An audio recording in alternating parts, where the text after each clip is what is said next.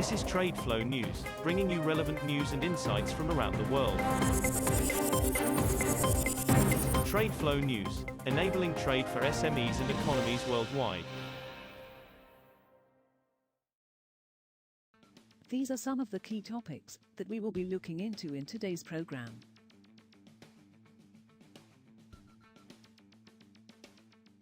First, let's take a look at the overnight headlines which are impacting the commodity markets. China faces a squeeze on supplies of cheap Iranian crude, which make up about 13% of imports by the world's biggest buyer of oil. If Donald Trump ramps up enforcement of sanctions on Tehran after his return as U.S. president in January. Trump, who won Tuesday's election, Edison Research projected, is expected during his second term to reimpose his maximum pressure policy of heightened sanctions on Iran's oil industry over concerns about its nuclear program, say Iranian, Arab and Western officials. Such a move would raise the cost of China's imports, piling pressure on a refining sector grappling with weak fuel demand and tight margins, with independent plants known as teapots set to be hit especially hard. Oil prices rose on Thursday following a sell-off triggered by the U.S. presidential election, as risks to oil supply from a Trump presidency and the hurricane building in the Gulf Coast outweighed a stronger U.S. dollar and higher inventories.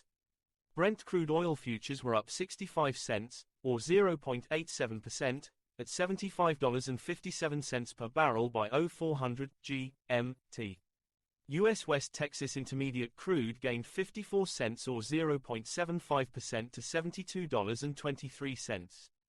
Concerns around a Trump presidency squeezing oil supply from Iran and Venezuela as well as an approaching storm, more than offset the post-election impact of a stronger U.S. dollar and higher than expected U.S. inventories, Tony Sycamore, a market analyst with IG, wrote in a note. Moving on to the top news in the energy sector. Shares in European clean energy groups plummeted on Wednesday after Donald Trump was elected President of the United States, as investors fretted over a potential dismantling of U.S. support for renewables and climate policy. Trump had vowed to scrap offshore wind projects through an executive order on his first day in office and to roll back climate regulations implemented under President Joe Biden. That includes leaving the Paris Agreement, under which countries pledge to limit global warming, and potentially undoing Biden's flagship Inflation Reduction Act, which provides massive subsidies and incentives to clean energy technologies.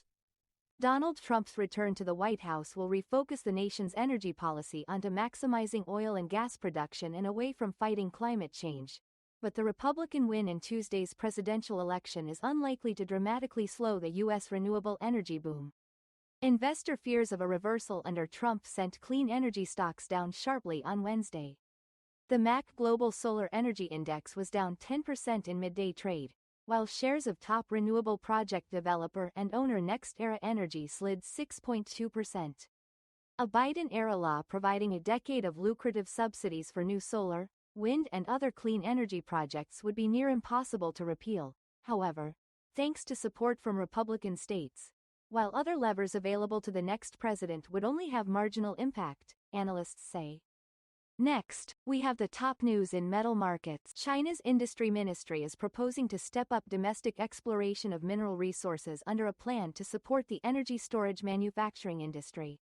China will step up efforts to support domestic exploration of lithium, cobalt, and nickel resources and bolster national resource security, under a draft plan released on Wednesday by the Ministry of Industry and Information Technology. The plan is targeting an increase in the scale of the new energy storage manufacturing industry to match demand by 2027, calling for the creation of 3 to 5 100 billion yuan, $13.96 billion, new energy storage manufacturing firms by then. China's imports of unwrought copper rose in October from a year earlier, customs data showed on Thursday, boosted by improving seasonal demand and a better outlook for consumption of the industrial metal. Imports of unwrought copper and products were 506,000 metric tons last month, up 1.1% from the corresponding period last year, data from the General Administration of Customs showed. September and October are traditionally a strong demand period for industrial metals as manufacturing activities pick up after the summer lull, while the Golden Week holiday in October bolstered travel and consumption of goods. We will now look at the top news in the agricultural sector.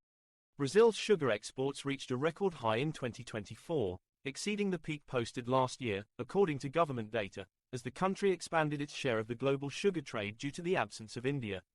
Brazil, the world's largest sugar producer, exported 31.7 million metric tons of the sweetener from January through the end of the fourth week of October, according to data from the Trade Ministry.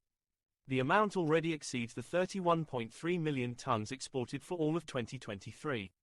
The sugar export prohibition adopted by India, the world's second-largest producer, brought more demand to the South American country, which increased its share of the global trade to around 70%, said consultancy Argus, commenting on the data. That is all for today's news on commodity markets. Stay tuned to TradeFlow News as we continue to provide you with more updates. We also invite you to follow us on Twitter at TradeFlow News, which allows you to watch our program on your mobile device or desktop to receive information from there.